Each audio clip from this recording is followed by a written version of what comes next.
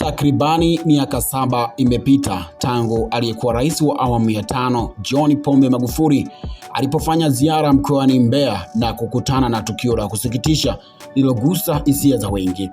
Katika ziara hiyo, mama mmoja alitoa kilio chake mbele ya rais akieleza kuwa mtoto wake alifanyiwa ukatili wa kingono na mwanaume mwenye umri wa takribani miaka 52. Mama huyo alisema alizunguka katika vituo mbalimbali vya polisi bila kupata msaada unaoridhisha. Baada ya kusikiliza malalamiko hayo, Rais Magufuli alitoa agizo kwa RPC kufuatilia kwa kina tukio hilo ili kuhakikisha haki inapatikana. Aidha, alimpatia mama huyo kiasi cha shilingi milioni 1 kwa ajili ya kusaidia matibabu ya mtoto wake. Tupate kujikumbushia tukio hilo. Hii ni Baharia TV. Subirieni basi. Haya, ngoja tumalizane na huyo. Mlete hapa aje. Haya, mleteni huyo aje aeleze shida yake hapa.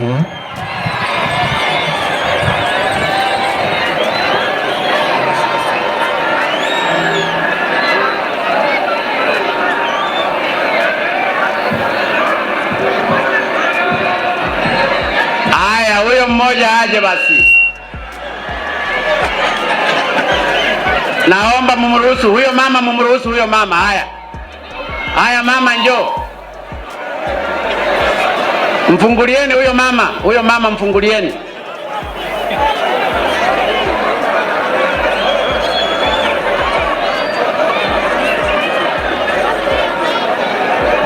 Haya, njoo mama, njoo.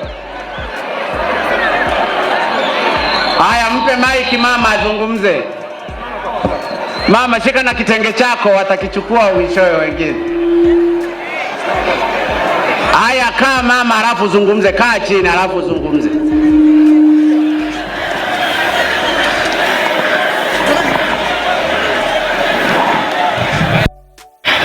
Haya, zungumza.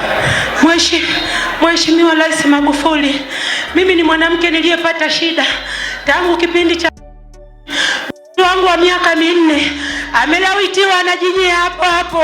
Nimetembea kila ofisi, nimefika mpaka mahakama kuu, nimefika mpaka kwa IGP.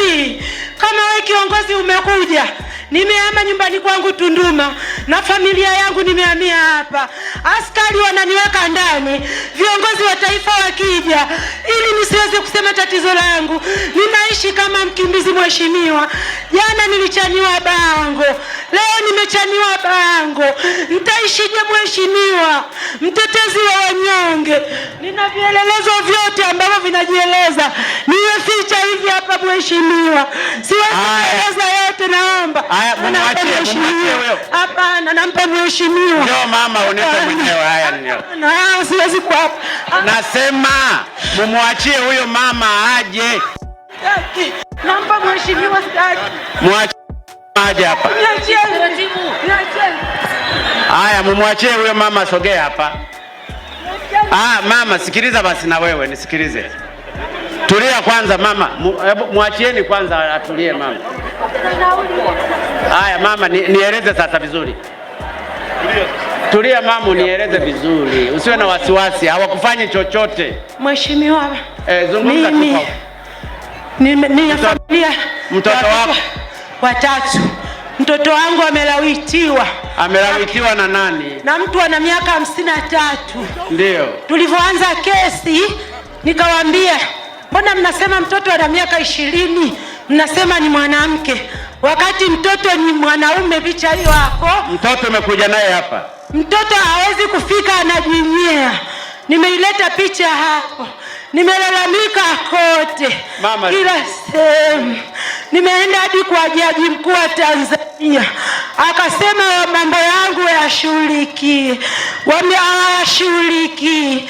Nimeenda kwa IGP akampigia simu RPC wa Momba, akasema kwamba huyu mtu hatujamkamata. Sasa mama, hebu subiri basi. RPC wa hapa yuko wapi? Haya, unaifahamu hiyo kesi? Ngomza hapa. Baba, sijui sogea tu hapa. Usiwe na wasiwasi. Eleza RPC. Ndio afande. Mheshimiwa Rais, kesi inaonekana ni ya mkoa wa Songwe kwa sababu anazungumzia Momba, sio mkoa wa Mbeya. Ni ya mkoa wa Songwe. Haya, RPC wa Songwe yuko hapa? Hayuko afande, hayuko. Mkuu wa mkoa wa Songwe yuko hapa? Hayupo. Haya. Sasa mama, nisikilize, unaitwa nani? Naitwa Swaumu Manjeje. Sina huduma ya kuhudumia yule mtoto. Nisikilize basi mama, mimi nauliza kimoja kimoja. Unaitwa nani? Swaumu Manjeje. Haya, mama Swaumu, nimekusikia. RPC wa Mbeya, mfikishie message huyo RPC wa Songwe. Mshughulikie swala hili la mama. Mchunguze uchunguzi huu. Lete taarifa. Msaidizi yuko wapi? Chukua particulars za yule mama zote. Sasa mzipige photocopy. Mama zote alafu RPC, ninaomba huyu mama mumtunze.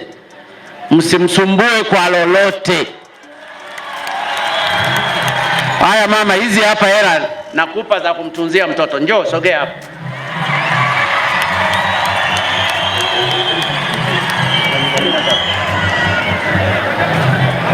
Njoo mama, usiogope. Panda hapa mama.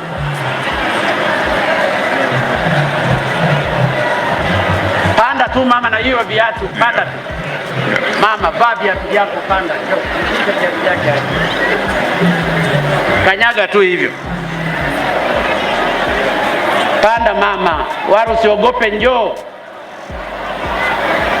Wewe ni Mtanzania kama Watanzania wengine. Usiogope mama. Nakupa shilingi milioni 1. Ukamtunzie mtoto halafu ufuatilie mambo yako. Mungu atakusimamia.